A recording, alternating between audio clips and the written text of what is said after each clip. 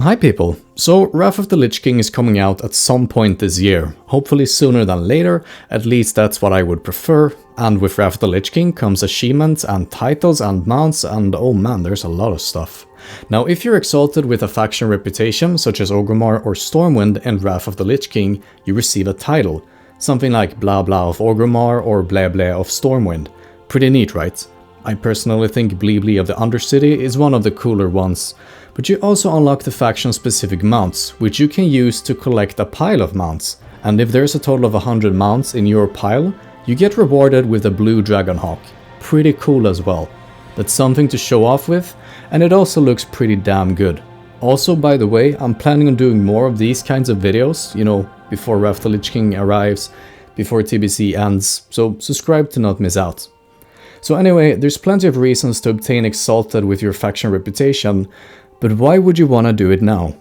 Well, first of all, there are currently a ton of Paladin farming Stratholme. On average, you probably get something like 10 stacks of Runecloth per run, so there's a big supply.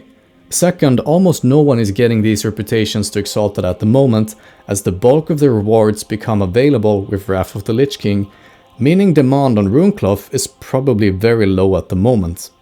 Finally, once Wrath of the Lich King comes around, most paladins are sure to leave Stratholme in favor for other, better gold farms. A few will likely stay, as people will still want to boost the level of their characters, but a majority of them are surely going to leave.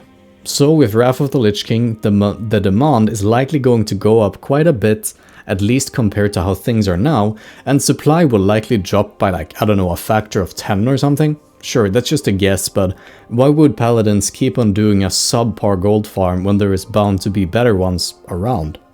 So the result is likely a massive increase in the price of Runecloth. So if you care about getting the blue Dragonhawk, or the cool titles, or the exalted reputations, you probably want to do this now.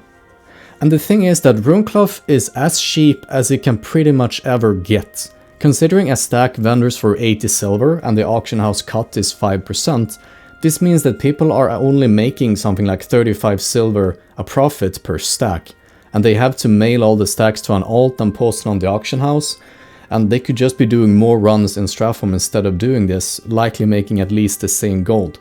Also, the deposit fee is 24 silver, so if a stack doesn't sell until the second time you post it, you only make a profit of 10 silver, and that's hardly worth the time.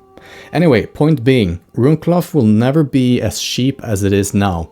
That is my promise to you, and if Runecloth stacks actually cost less in Wrath of the Lich King than they do now, then I will send a stack of Runecloth free of charge to anyone who sends a mail on Gehennas to me and point out that I was wrong about Runecloth prices.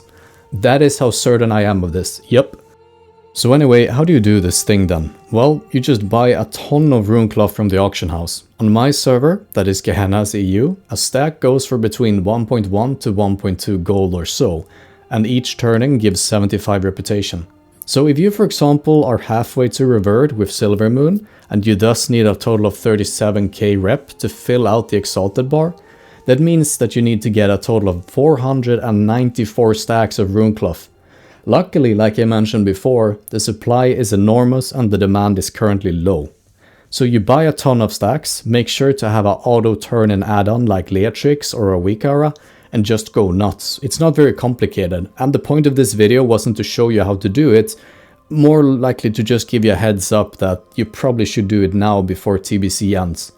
Also, currently there are some raised restrictions when it comes to mounts, but these are removed in patch 3.0.8, so although I can't put my Tyrant on a Shikant for the time being, I will be able to do so once Wrath of the Lich King drops. And so that's the end of this video. I hope you found it helpful and all that stuff. Make sure to like and subscribe.